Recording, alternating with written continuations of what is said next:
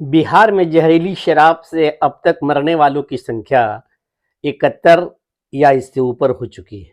नमस्कार, मेहता टॉक्स पर ज्ञानचंद प्रसाद मेहता आपका स्वागत करता है। आदरणीय नीतीश कुमार जी ने कहा है, जो पिएंगे वे मरेंगे ही। यह उत्तर कहीं से भी ठीक नहीं है, न प्रशासनिक दृष्टि से, न सामाजिक दृष्टि से, न मानवीय दृष्टि से। बिहार में शराबबंदी हुआ तो शराबबंदी होने के बाद शराब लोग न पिए, इसके लिए क्या किया गया? कानून तो बहुत सारे हैं। कानून तो है, गेस्ट कंट्रोल एक्ट भी है, लेकिन आज कहाँ बिहार में या झारखंड में भी ऐसा है? तो व्यवहार में कहाँ दिखता है? तो इस प्रकार का कानून बना देने से उसका पालन हो, यदि यह समझा जाता है कि वास्तव में आप कानून के प्रति गंभीर हैं, तो वो कानून कैसे लागू होगा?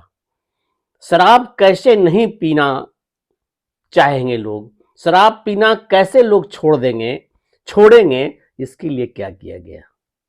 बस वैसी शराबबंदी है, शराब बंद किया और कानून बन गया, लोग फटाफट पीना छोड़ देंगे। यदि इतने ही फटाफट छोड़ देते तो फिर शराब बंदी कानून के लाने की आवश्यकता ही क्या थी? वो तो ऐसे ही कहते और छोड़ देते। बिहार का वो जहरीली शराब कांड आज पूरे देश में गूंज रहा है। छपरा जिला के मशरक क्षेत्र और इसके आसपास के इलाकों में विभिन्न हॉस्पिटलों में मरने वालों की संख्या अब तक 71 या इससे अधिक हो सकती है, हो गया हुआ हो। ये रिकॉर्डेड, और ऐसे बिना हॉस्पिटल गए या इधर उधर से क्या मरे होंगे, ये तो प्रकाश में भी नहीं आया। लेकिन इसमें सबसे अत्यधिक बात जो है, गंभीरता की बात, ये शराब के विषय पर मुख्यमंत्री जी की, बिहार के मुख्यमंत्री नीतीश कुमार का एक्शन, मुख्यमंत्री जी का जवाब, पिएंगे तो मरेंगे ही।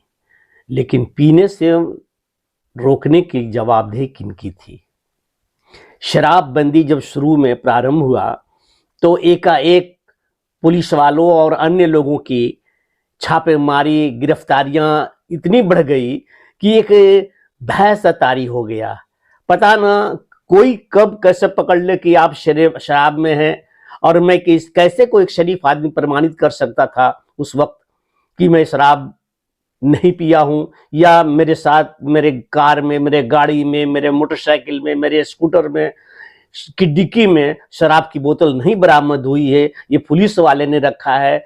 यह सब इतनी कठिन और असहज स्थिति बनती थी उस वक्त में। बाद में कोर्ट के इंटरफेरेंस से इसमें कुछ शिथिलता आई, तब आप कहीं किसी होटल में, रेस्तरां में कुछ भी खा पी रहे हैं, तब वैसी कोई आशंका नहीं घर करती थी, वरना एक आतंक सतारी था इस नियम को लेकर के।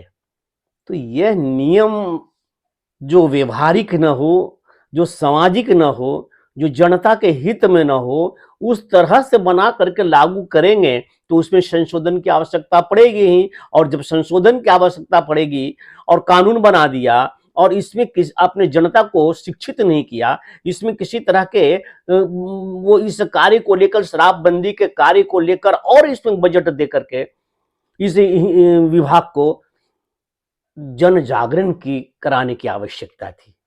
आबकारी विभाग में एक और कार्य देने की जरूरत थी। आप तो नीतीश कुमार जी खार खाए ऐसे ही बैठे हैं। आपने देखा होगा, थाली बजा करके, सीटी बजा करके लोगों को जागृति की गई। हंसने वाले हंसे। जो कोरोना वॉरियर के उत्साह के लिए जब थालियां बजाई गई घर घर में, और पूरे का शहर, पूरे देश में, शहर का शहर, गांव का गांव थालियां बजाया, तो उस जागृति से जो संदेश गया, या उस संदेश से जो जागृति का भाव जगा जनता के बीच में, वह अमिट था। वह स्कूलों कॉलेज में पढ़ा करके भी लोगों को 3 वर्ष का कोर्स में पढ़ा करके वो उतना प्रभावी नहीं हो सकता था जितना वो थाली बजाने से हुआ। शराबबंदी को लेकर के इस नियम और शराब पीने से क्या हानि होती है, इन चीजों को लेकर के कभी नीतीश कुमार की सरकार बिहार में गंभीर रही क्या? नहीं। तो यह शराबबंदी एक सोर्स पर बन गया, एक व्यवसाय बन गया, एक उद्योग बन गया, एक तस्करों का एक गैंग बन गया। इसके जितना भी दुष्प्रभाव हो सकता था उससे लाभ उठाने वालों का एक ग्रुप तैयार हो गया और समाज में जहां कहीं भी हो वो शराब पहुंचने लगे।